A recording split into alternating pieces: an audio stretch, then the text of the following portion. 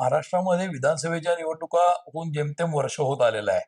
म्हणजे अजून वर्ष व्हायचं पूर्ण होईल आणि लोकसभेच्या झालेल्या आहेत. मोदींचं सरकार आहे केंद्रात, एनडीएचं.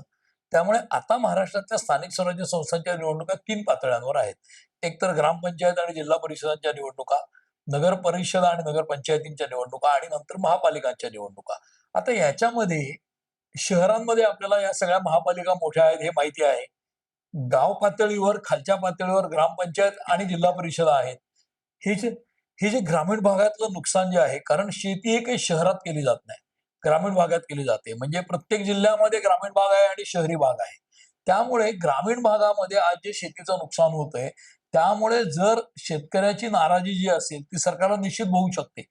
त्यामुळे आता शेतकऱ्यांना मदत देणं तर क्रमप्राप्त आहेच आणि मला असं वाटतं, की जो विषय इतर कोणी बोलणार नाहीत, की लाडकी बहीण योजना असेल किंवा अन्य ज्या कल्याणकारी योजना असतील, त्या म्हणजे जसं विधानसभा अधिवेशनाच्या काळात हे लोक म्हणतात, सगळे विषय बाजूला ठेवून शेतकऱ्यांचे विषय चर्चेला घ्या. तसं आता इतकं मोठं संकट आहे, म्हणजे आसमानी आपण म्हणतो तसं आकाशातनं आलेलं संकट इतकं मोठं आहे, की त्या संकटापुढे बाकीच्या सगळ्या कल्याणकारी योजना काही काळ थांबवून पहिली मदत शेतकऱ्यांना केली पाहिजे आणि तिथे निवडणुकीचा विचार न करता केली पाहिजे. पण राजकारण असल्यामुळे लोक निवडणुकीचा विचार करतील आणि स्थानिक स्वराज्य संस्थांच्या निवडणुकांमध्ये ग्रामीण भागामध्ये जर शेतकरी राजाला हे सरकार काही करतंय असं वाटलं बळीराजाला, तर त्याचा त्यांना फायदा घेता येईल, अन्यथा नाही आणि ती सरकारला पूर्ण कल्पना आहे. म्हणूनच नरेंद्र मोदींपर्यंत त्याची मदत मागितली गेली, अमित शहापर्यंत मागितली गेली आहे. त्याच्या पलीकडे जाऊन राज्य सरकारचे सगळे मंत्री बांधावर जातात, त्याचं कारणही तेच आहे. त्याचं कारण असं की नुसती मदत अनाऊन्स करून उपयोग नाही, लोकांच्या सुखदुःखात सहभागी व्हायला पाहिजे. एकीकडे दिवाळी पण येणार आहे आणि पावसाळा संपणार पण आहे आणि दुसरीकडे आज शेतीचं प्रचंड संकट आहे. तर त्या काळामध्ये शेतकऱ्याच्या तोंडाला पानं पुसली नाही पाहिजेत. स्थानिक स्वराज्य संस्थांच्या निवडणुकांवर निश्चितपणे या सगळ्या अतिवृष्टीचा परिणाम होणार आहे.